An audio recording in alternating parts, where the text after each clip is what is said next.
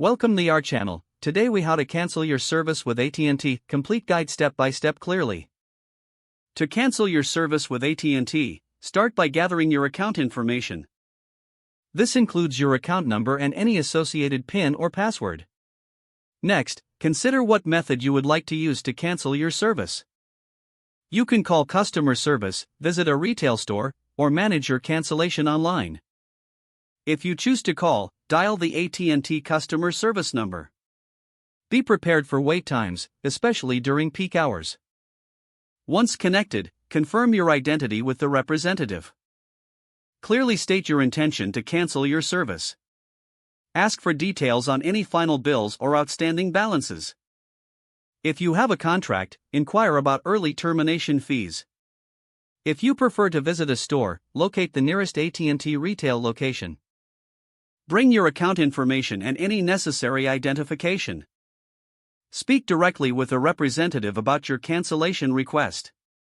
If you opt to cancel online, log in to your AT&T account. Navigate to the account settings or billing section. Look for the option to cancel your service.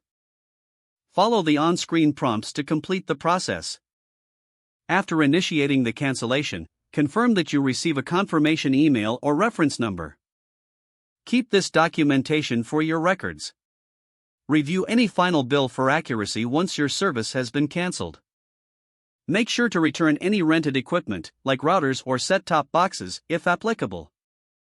Follow the instructions provided by AT&T for returning equipment. Finally, monitor your account to ensure that there are no additional charges.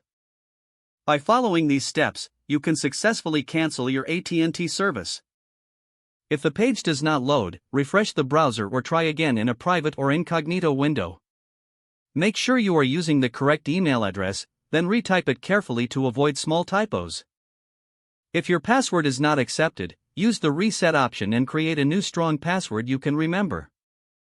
Check your spam folder for verification or security emails, then complete any requested confirmation steps. Don't forget to like this video and subscribe to our channel for more step-by-step tech guides.